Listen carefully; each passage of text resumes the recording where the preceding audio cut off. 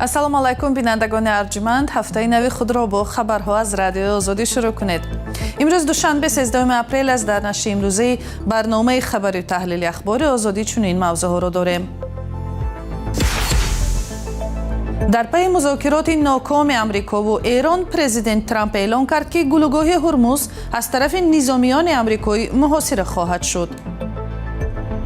ساعت 10 صبح بگام محاصره به حکم اجرا می‌دارد. دیگر ملت‌ها نیز در این سمت کار می‌کنند و ایران امکان نخواهد داشت نفت بفروشد.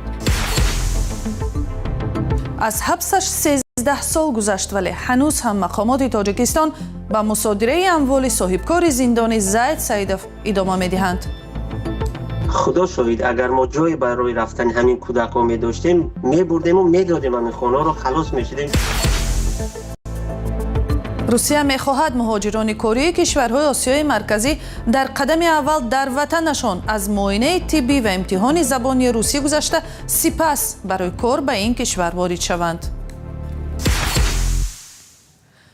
در پی مذاکرات ناکام میان ایالات متحده آمریکا و ایران در شهر اسلام آباد پاکستان، واشنگتن اعلام کرد که امروز محاصره گلوگاه هرمز را آغاز خواهد کرد. خبرگزاری‌های جهانی گزارش می‌دهند که روز دوشنبه نرخ یک بشکه نفت در بازارهای جهانی باز هم از $100 گذشت. کشورهای جهان دعوت دارند که مذاکرات از سر گرفته شود چون خوف دوباره شروع شدن جنگ‌ها زیاد است. پاکستان که میزبان اولین مذاکرات مستقیم مقامات بلندپایه آمریکا و ایالات آمریکا و ایران بود، جانب‌ها را به رعایت آتش بس دعوت نمود. تفصیلات در گزارش شهلا گلخواجه. президенти амрико Дональд Трамп тасдиқ кард ки нирӯҳои амрикоӣ сара соати 10 субҳи 13 апрел ба вақти шарқи амрико, яъне соати 10 шаб ба вақти тоҷикистон, муҳосираи гулӯгоҳи ҳурмузро оғоз мекунанд. ساعت 10 صبح بگام محاصره به حکم اجرا می‌دارد. دیگر ملت‌ها نیز در این سمت کار می‌کنند و ایران امکان نخواهد داشت نفت بفروشد. ба қавли Трамп, сарфи назар аз нокомии музокироти амрикову Эрон дар исломободи покистон, оташбаси 2 ҳафтаи напо барҷост. ситоди марказии нирӯҳои мусаллаҳи амрико ё худ сентком ки раҳбарии амалиёт дар ховари миёнаро бар уҳда дорад, иброз доштааст ки муҳосира танҳо ба киштиҳое дахл дорад ки озими бандарҳои эронӣ ҳастанд ва ё аз бандарҳои ҷумҳурии исломӣ хориҷ мешаванд. тибқи омори расмӣ рӯзи шанбе 3 киштии саршор аз нафт гулӯгоҳи ҳурмузро убур намуданд, вале рӯзи душанбе дар арафаи оғози муҳосираи амрикоӣ ҳаракати киштиҳо дар ин гузаргоҳ мушоҳида намешуд. аз замони оғози низоъ дар ховари миёна, Эрон бо муваффақият равои киштиҳо дар гулӯгоҳи ҳурмузро манъ намуда, сабабгори боло рафтани нархи нафт дар саросари олам шуд. ҳамзамон Теҳрон эълон кардааст ки барои убури ҳурмуз аз киштиҳо ҳақ хоҳад ситонд. рӯзи якшанбе гуфтушунид байни амрико ва Эрон дар исломобод, пойтахти покистон, бе даст ёфтан ба созиш поён ёфт. ҳайати амрикоӣ гуфт ки ҷониби эронӣ бархи шартҳои онҳоро напазируфтааст. Эрон мегӯяд ки дипломатия ҳеҷ вақт тамом намешавад. ҷониби покистон аз тарафҳо хост ба оташбас пойбанд бимонанд. بعد از یک مدت طولانی بحث مصادره اموال فرزندان صاحبکار زندانی زید سیدов دیگر باره داغ شده است. در گذشته دارایی‌های زیادی مربوط به زید سیدов و فرزندانش به مانند شرکت و کارخانه‌ها مصادره شده بود. حالا فرزندانش میگویند مقامات آنها را مجبور دارند یگانه سرپناه خود را خالی کنند، ولی برایشان روشن نیست که چرا با گذشت 13 سال از حبس پدر و مصادره دارایی‌هایش مقامات دیگر باره دست به چنین کار میزنند. همکارانم ملیشیر ظریفی و امیر سایف در این باره گزارش تهیه کردند. мақомот дар тоҷикистон аз 4 фарзанди соҳибкор ва сиёсатмадори зиндонӣ Заид Саидов талаб карданд ки хонаҳои худро холӣ кунанд, чун онҳо ба фоидаи давлат мусодира хоҳанд шуд. ин талаб бар асоси қароре будааст ки додгоҳ солҳо пеш содир кардааст. хонаҳо дар як бинои баландошиёна дар маркази шаҳри Душанбе ҷойгиранд. ин яке аз 4 манзилест ки фарзандону набераҳои соҳибкори зиндонӣ ба сар мебаранд. хайрулло Саидов, писари Заид Саидов ки ҳоло дар муҳоҷират қарор дорад, дар суҳбат бо радиои Озодӣ гуфт хонаводааш дар шароити сахте ҳастанд. судиҷрочии ноҳияи Сомонӣ ки ҳозир омадан ки хонаро мусодира кунанд, 4 хонае ҳаст ки дар он 23 нафар зиндагӣ мекунанд ки аз ин 17 нафар کودکان زیر 18 ساله هم. اینها را کجا ما باید بریم؟ اصلا نمیدونم، اصلا تصور نمیکنیم کجا باید بریم. ما یکم هر چیزی که داشتیم گرفته شد. چی تجارت بود، مال اموال تجاری، خانه ها، حتی خانه‌ای که مادرمون زندگی میکرد اونجا هم یک خانه مصادره شد. یک نماینده دادگاه عالی تاجیکستان به ذکر نامش بر رادیو آزادی گفت حکم نسبت به زید سیدوف بر وقت قوای قانونی گرفته است، ولی مصادره اموال در دایره آن بر دوش نیازهای دیگری دخلدار است و هنوز ادامه دارد. ما برای گرفتن شرح مسئله به کمیته دولتی سرمایه‌گذاری و اموال دولتی و خدمات اجرا مراجعت کردیم. روز 9 اپریل در هر دو نهاد موضوع را به رادیو آزادی شرح نداده برای پاسخ نامه رسمی طلب کردند. در حالی که موقع مقامات آشکار نیست، خیرالله سیدوف پسر صاحبکار و سیاستمدار زندانی میگوید صاحب اساسی منزل‌ها برادران و خواهرش هستند و منزل آنها نباید مصادره کرده شود. ما فرزندان زید تا وقتی که پدر محکم شد سال 2013 همه نزدیک 7-8 نفر بچه و دخترای کلان فرزنددار خانه‌دار بودیم. مقامات در سالهای پیش بر اساس حکم دادگاه شرکت و کارخانه و منزل و ماشین‌های مربوط به خود زید سیدوف و نزدیکان او از جمله فرزندش را مصادره کردند. فرزندانش حالا بیشتر از آن نگرانند که اگر سرپناه آخران را از دست دهند چگونه به زندگی ادامه خواهند داد. ما در این دوام 13 سال اونقدر دیگه احساسات و همین استرس که هست، خدا شاهد اگر ما جای برای رفتن همین کودکان می داشتیم می بردیم و می دادیم همین خانه رو خلاص می شدیم که حداقل کودکان استرس نگیرن. هر باری که در تق می شد دادرم من زنش کودکش در لرزه می دارد که آمدن که خانه مو نگیرن، ما کجا میریم؟ این یک درد بسیار وزمین است. باری اول نیست که مقامات تاجیکستان مال و اموال شخصیت‌های شناخته زندانی را که پروندهشان دارای انگیزه سیاسی نامبر می‌شود و یا نزدیکان آنها را مصادره می‌کنند.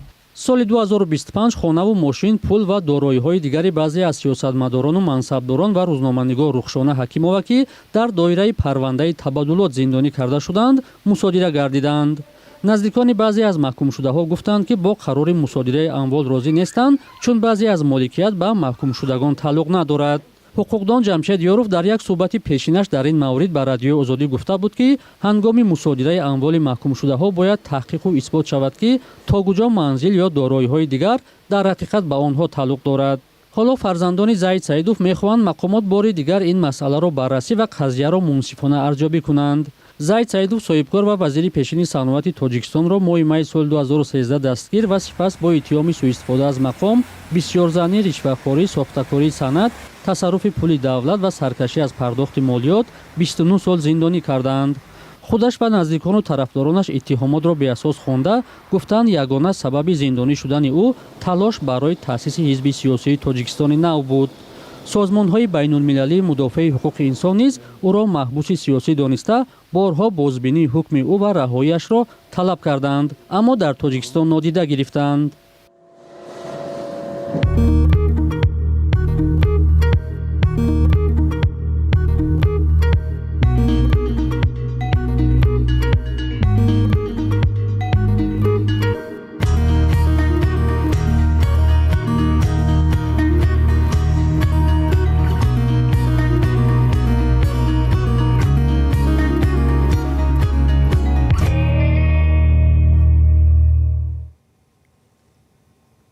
وکیلان مجلس نمایندگان طرح سندی را تصویب کردند که اجازه می‌دهد بسیاری از رسمیات مهاجرت و گرفتن اجازه حقی کار در روسیه در داخل تاجیکستان انجام داده شود. این سند سال 2025 امضا شده. طبق آن شهروندان تاجیکستان باید در روسیه قبل از شروع به کار از معاینه طبی گذشته ایزی انگشت می‌سپردند. همکارم طاهری سفر این موضوع را پیگیری کرد و قبل از برنامه از او نخست درباره جزئیات سند پرسیدم. یادداشت و یا سندی که روز 8 اپریل در پارلمان تاجیکستان تصویب شد، سازشنامه درباره مهاجرت دست جوانه تاجیکان را به روسیه تغییر می‌دهد. این سازشنامه سال 2019 امضا شد ولی هیچ سرگردانی یا دردسر مهاجران تاجیک را در روسیه کم نکرد. بر اساس سند نو تاجیکان قبل از آغاز کار و یا گرفتن پتنت یا اجازه کار باید در روسیه معاینه طبی می‌شدند، نقش انگشت می‌دادند یا از زبان روسی و تاریخ روسیه امتحان می‌سپردند. حالا در صورت تصویب شدن پروتکل در دومه دولتی داوطلبان حق کار در روسیه می توانند در تاجیکستان معاینه طبی شوند و شهادتنامه صحتی بگیرند. همچنین در داخل کشور ایزی انگشت سپارند، عکس بگیرند و گواهینامه بگیرند که در گذشته جنایت نکردند و یا برای کدام قانون شکنی جستجو نمی شوند. سپردن امتحان زبان روسی در تاجیکستان صورت می گیرد، ولی آنگونه که رسانه‌های روسی نوشتند این همه کار تحت نظارت متخصصان روسی انجام می شود. صالحه خال محمدزاده وزیر مهنت و مهاجرت تاجیکستان ضمن معرفی این سند در مجلس نمایندگان گفته است که هدف آن حفظ منفعت‌های مهاجران و کم کردن خراجات آنها می باشد. با گفته او مهاجران پس از وارد شدن به روسیه تنها پتن می گیرند و به کار شروع می کنند. به قول مقامات تاجیکستان خرج مهاجران هم از این پس کم می شود و مثلا قیمت معاینه طبی و سند سلامتی در تاجیکستان فقط 300 سومانی می شود. در روسیه مهاجران تاجیک برای این سند تا 12,000 روبل روسی می دادند. شریف نورزاده معاون وزیر مهنت گفته است تدبیری که اندیشیدند نه تنها مبلغ مهاجران را صرفه می کند بلکه از سرگردانی های احتمالی و اخراج آنها به سبب کدام بیماری پیشگیری می نماید. و سوال دیگر این بود که تا کجا این گفته های مقامات تاجیکستان اجرا شدنی هستند و آیا با راه یافتن مهاجران تاجیک به روسیه کار و زندگیشان آسان‌تر خواهد شد؟ در ظاهر رفتن به روسیه شروع کردن به کار آسان‌تر می شود، چون مثلا مهاجر دیگر مجبور نخواهد بود در روسیه هفته ها در نوبت های طولانی مرکزهای مهاجرتی به مثل صخره و وقت و پول خود را صرف کند. رفتن با سندهای آماده از تاجیکستان شاید روند گرفتن پتنت را صورت بخشد، ولی این هم احتمالاً به کارمند مرکز مهاجرتی روسیه وابسته خواهد بود که به گفته مهاجران تاجیک اگر دلش نخواست با هر بهانه آنها را پس می‌گرداند، پول و وقتشان را تلف می‌کند. اما این یادداشت بیشتر به آن داوطلبان کار در روسیه ارتباط می‌گیرد که با واسطه سیستم کار در روسیه و یا رابطه ورسی مستقیم به نزد کارفرمای می‌روند که او را انتظار است و شرایط زیست و کارش تا حد کفالت داده می‌شود. عین زمان پروتکل معنای آن را ندارد که هر کس خواهد با آسانی به روسیه می‌رود. برعکس وزارت کارهای داخلی تاجیکستان مثلا در فرودگاه دوشنبه خوجند می‌بیند که اگر مهاجر داغ سودی دارد یا ایزی انگشتش در منبع افراد مورد جستجو باشد او را از فرودگاه برمیگرداند. در عموم این سند برای مهاجرانی که قانونی می‌روند صاحب کسب هستند سبکی می‌آورد و سرسانی او را در روسیه کم می‌کند، اما برای آنهایی که می‌خواهند توکلی و به سند به روسیه رفته و پنهانی کار کند شرایط زندگی سخت‌تر می‌شود. آنگونه که می‌دانیم تعداد مهاجرانی که در روسیه غیر قانونی کار می‌کنند و برای کارفرمایان روس نیروی کاری ارزان و آسان برای اخراج به حساب می‌روند بسیار زیاد است و قبول سند ظاهراً احوال آنها را دیگر نخواهد کرد. تشکر. همکارم طاهر سفر بود با نوگانی‌ها در زمینه این که اکنون آمادگی سندهای وابسته به مهاجرت کاری در روسیه باید در تاجیکستان انجام شود.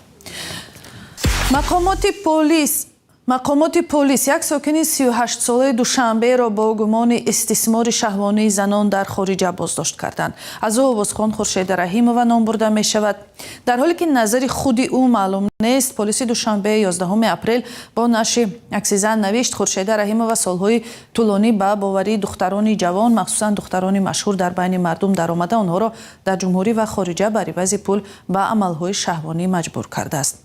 پلیس نوشت تا حال چند کردار جنایتی گمانبر آشکار شده است اما جزئیات نداد و نمونه نآورد. معلوم نیست خورشید رحیمova در این باره چی نظر دارد، تا کجا اتهام پلیس را اعتراف میکند و آیا با وکیل دفاع تامین است یا نه. استثمار شهوانی یکی از جنایت‌های سنگین به شمار رفته. در صورت اثبات گناه گمانبر در دادگاه مهلت طولانی زندان را پیش بینی میکند. دپارتمنت دولتی آمریکا ماه اکتبر سال 2025 در گزارشی وضع قاچاق انسان گفت در تاجیکستان از 272 قربانی قاچاق انسان که مقامات آنها را از دست ربایندگان رها کرده اند 38 نفرشان قربانی بازار فحشا بودند و 238 کس از کار مجبوری آزاد کرده شدند. بینندگان ارجمند، برنامه اخبار آزادی در همین جا به پایان میرسد. آخرین خبرها از تاجیکستان و جهان در سامانه azadi.org همیشه دسترس است. اینچنین از صحیفه های ما در تیک تاک و تلگرام، فیسبوک، اینستاگرام و یوتیوب و ایکس استفاده کنید. خداحافظ.